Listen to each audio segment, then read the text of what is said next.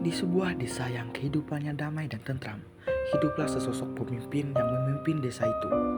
Ia adalah seorang Pak RT yang baik hati, ramah dan bijak dalam mengambil keputusan. Ia juga selalu menerima pendapat warganya.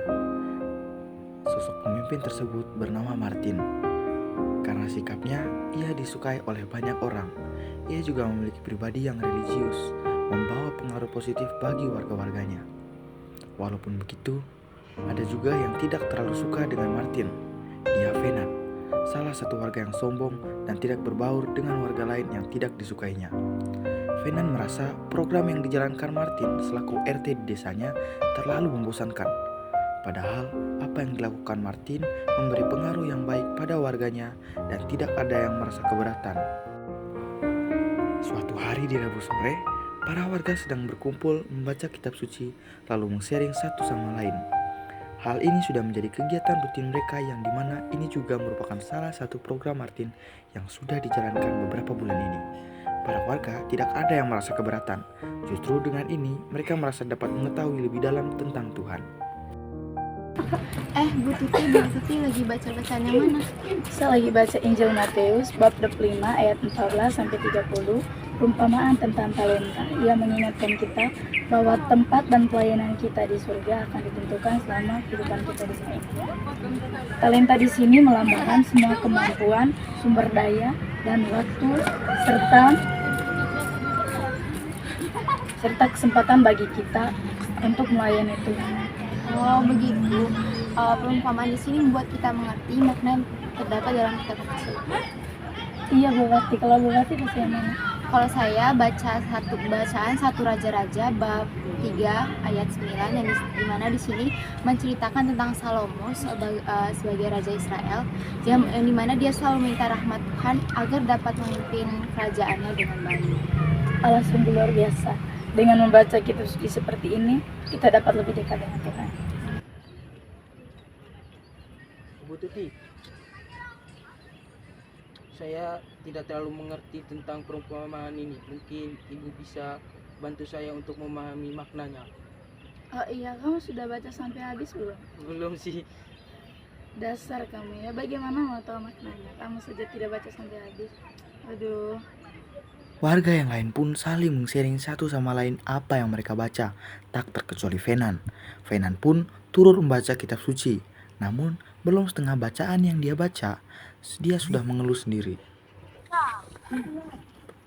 Malas banget saya baca kitab suci ini terus. Dan apa ini perumpamaan? Saya kurang memahami isinya.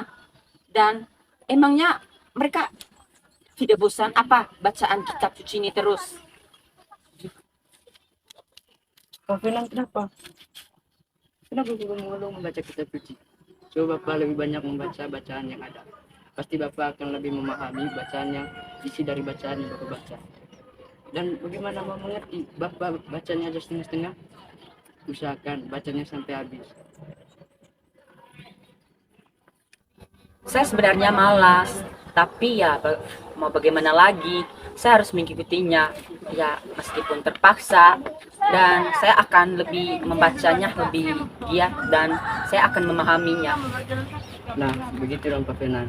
Tidak apa-apa Bapak terpaksa membaca kitab sucinya. Lama-kelamaan juga nanti akan terbiasa. Dan jangan sungkan untuk bertanya jika Bapak belum mengerti maknanya. Saya akan menjelaskan sebisa saya mungkin. Mari kita bicara di sana saja. Sudah deh.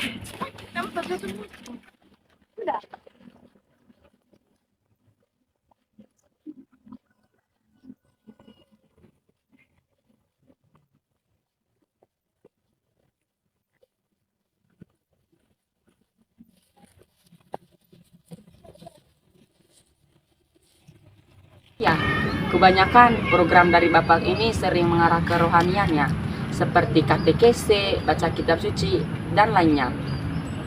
Iya sih, di desa kita mayoritas Katolik, tapi tidak semestinya kita harus mengarah ke hal-hal rohanian saja. Saya bilang program saya mengarah ke rohanian saja. Kita kan sabar bersih-bersih setiap minggunya, ronda malam, dan juga pada hari Jumat kita melakukan senam kebugaran yang rutin dilakukan. Saya membuat program ini agar warga di sini dapat dekat lagi dengan Tuhan. Saya rasa tidak ada yang keberatan dengan program saya. Dan membaca kitab suci adalah sarana yang mudah dilakukan, tapi belum tentu semua orang memiliki niat untuk membacanya. Maka dari itu, saya membuat program ini agar membangkitkan niat membaca kitab suci. Kenapa Bapak menanyakan hal itu? Jadi saya hanya ingin mengusulkan pendapat saya saja ya Pak. Bagaimana di desa kita akan dilaksanakan pesta setiap malam minggunya. Kita akan berjoget bersama dan makan bersama. Bagaimana Pak? Lumayan kan? Kita bisa menenangkan atau merilekskan pikiran kita. Usulannya lumayan bagus, tapi saya agak keberatan dengan usulan Bapak. Saya rasa banyak yang menentang keputusan ini. Apalagi biaya yang dibutuhkan untuk melakukan pesta sangat banyak. Mana untuk biaya listriknya dan subsisten, apalagi konsumsi. Itu membutuhkan biaya yang besar, Pak. Dan nantinya, karena kasihkan pesta malamnya, warga jadi malas ke gereja besok. Ya, kalau soal biaya sih, saya sanggup untuk menanggungnya sebesar apapun itu. Intinya, pesta harus jadi dilaksanakan. Bapak harus menerima usulan saya. Kalau tidak, Bapak bukan Pak RT yang baik. Jadi begini, Pak. Ini bukan tentang Bapak saja yang sanggup untuk biaya pestanya. Belum tentu warga yang memiliki ekonomi kurang sanggup untuk biaya pesta tersebut. Apalagi ini dijalankan setiap minggunya. Saya tidak menjamin warga lain setuju dengan usulan Bapak. Dan tidak selamanya saya menyetujui semua pendapat dan usulan dari warga lain. Saya akan menyetujuinya jika itu memang masuk akal. Tapi dengan usulan Bapak, saya akan mempertimbangkannya lagi. Beri saya waktu untuk memikirkannya. Ya sudah, saya beri Bapak waktu. Semoga Bapak menerima apa yang saya usulkan. Baik, mungkin aku saya pamit dulu ya. Hari ini hari Jumat. Di pagi yang cerah ini, para warga sudah berkumpul melakukan senam kebugaran. 4, 5, 6, 7, 8, 1, 2, 3, 4, 5, 6, 7, 8. Selesai, para warga pun beristirahat.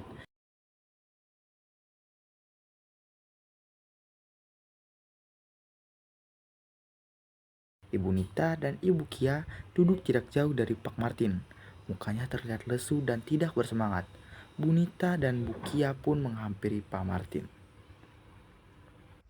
Pak Martin, kenapa? Bapak diperhatikan seperti banyak masalah. Bapak kenapa? Oh iya ya Pak, mungkin bisa diceritakan kita. Jadi begini, kemarin Pak Final mengusulkan mengadakan pesta setiap minggunya. Nah, saya agak keberatan dengan usulan Pak Final. Karena acara yang diadakan hanya untuk makan bersama dan bersenang-senang. Saya tidak masalah jika hanya bersenang-senang, tapi yang saya masalahkan biaya untuk pestanya. Apalagi tidak setiap warga untuk mampu untuk biaya pestanya. Oh iya Pak, saya juga tidak setuju pesta yang diadakan hari ini mungkin tidak bermanfaat, yang ada buang-buangan saja. Ya Bu, saya bingung dengan usulan ini. Saya masih memikirkan apa keputusan yang tepat dengan usulan ini. Kami percaya pada Bapak, apapun keputusan Bapak pasti tidak akan mengecewakan kami.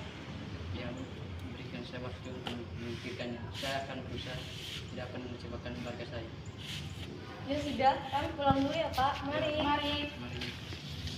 Keesokan harinya, para warga sibuk membersihkan halaman gereja. Hari ini, jadwal mereka melakukan bersih-bersih di sekitar gereja, selang-seling dengan bersih-bersih di sekitar lingkungan desa. Pak Fenan pun ikut bersih-bersih di halaman gereja. Setelah selesai, Pak Fenan pun menghampiri Pak Martin. Halo Pak Martin. Hai Pak Final. Jadi bagaimana Bapak? Apakah Bapak sudah setuju dengan pendapat saya kemarin? Maaf Pak Final, berikan saya waktu untuk berusaha. Saya akan memikirkan keputusan saya. Aduh Bapak, sudah 3 hari loh. Tidak cukup apa? Maaf Pak Final, beri saya waktu. Besok saya akan memberikan keputusan saya. Ya sudah, saya beri waktu sampai besok. Dan saya akan ke rumah Bapak besok pagi. Pak Fenan pun pergi meninggalkan Martin yang masih di tempatnya. Buat yang melihat pun mengajak Pak Martin.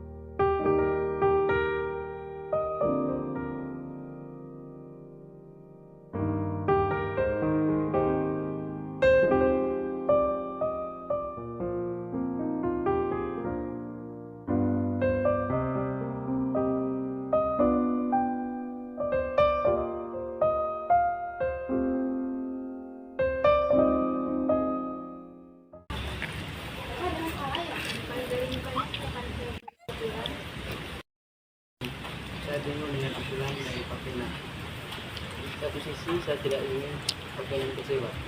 Satu sisi saya agak keberatan dengan usulannya. Tidak mau mencoba warga lagi. Oh iya, dari yang Bapak bilang tadi, Bapak mengingatkan saya pada bacaan kitab suci satu Raja-Raja bab 3 ayat 9, yang dimana Salomo di sini dia tidak meminta kekayaan dan panjang umur pada Tuhan, tapi ia justru meminta hikmat pada Tuhan agar dapat menyelesaikan tugasnya sebagai Raja Israel dengan baik. Di sini Bapak juga bisa mengikuti jejak Salomo, yang dimana meminta hikmat Tuhan agar dapat memberikan hidup Israel yang bijak. Saran saya, Bapak bisa berdoa agar pada Tuhan agar dapat diberikan jalan dan dapat memberikan keputusan. Iya, terima kasih atas saran. Saya akan mengikuti saran dari beliau.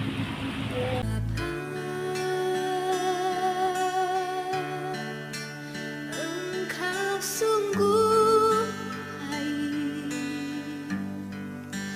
kasih-Mu melimpah di hidupku.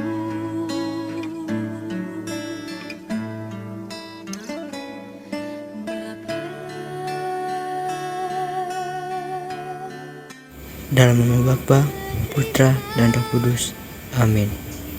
Allah Bapa di surga, puji dan syukur kuhaturkan kepadamu, karena saya bisa datang ke tempat ini dengan keadaan yang sehat. Tuhan, saya tahu Engkau tidak akan pernah membiarkan umat-Mu ini dalam kesusahan. Saya tahu Engkau pasti bisa membantu saya dalam menyelesaikan masalah yang saya hadapi. Mohon bantuan-Mu ya Tuhan, kiranya Engkau membantu saya membuat keputusan yang bijak agar bisa menyelesaikan masalah ini dengan baik. Nama-Mu kami puji, kini dan sepanjang segala masa. Amin. Dalam nama Bapa, Putra, dan Roh Kudus. Amin. Tak pernah terlambat pertolonganmu, besar setiamu di sepanjang Hari ini hari Minggu. Pak Martin sudah pulang dari gereja. Ia mengikuti misa pagi. Pak Martin pun menunggu Pak Venan di rumahnya. Tak lama kemudian, Pak Venan pun datang. Tanpa basa-basi, Pak Venan langsung menanyakan keputusan Martin. Jadi, bagaimana Pak? Apa Bapak menyetujui pendapat saya kemarin? Bisa Bapak. Selamat hari Minggu. Ya, selamat juga. Silakan dulu Pak. Ya, cepat Pak. Apa Bapak menyetujui pendapat saya kemarin? Jadi begini Pak, setelah saya pikir-pikir, ada baiknya kita melakukan kunjungan ke pastor 4 bulan sekali. Dan nantinya seperti yang diusulkan Bapak, ada acara makan-makan bersama dan joget. Saya rasa ini sudah keputusan yang baik. Daripada hanya mengadakan acara makan-makan bersama, lebih baik kita sekalian mengadakan misa. Aduh, kenapa ada acara misa lagi? Tapi nggak apa-apa deh. Intinya ada acara makan-makan dan joget bersama. Loh, bukannya bagus jika kita mengadakan misa? Itu dapat memperkuat iman kita dan membuat kita lebih beriman lagi. Pak Venan jangan hanya tahu makan-makan saja. Iya sih, mungkin dengan acara ini saya bisa lebih mendekatkan diri lagi dengan Tuhan. Nah, itu dong Pak. Kan bagus kalau kita saling hidup damai dan tentram dengan warga sekitar yang saling mengasihi dan mengikuti ajaran Yesus. Makasih ya Pak atas pencerahannya.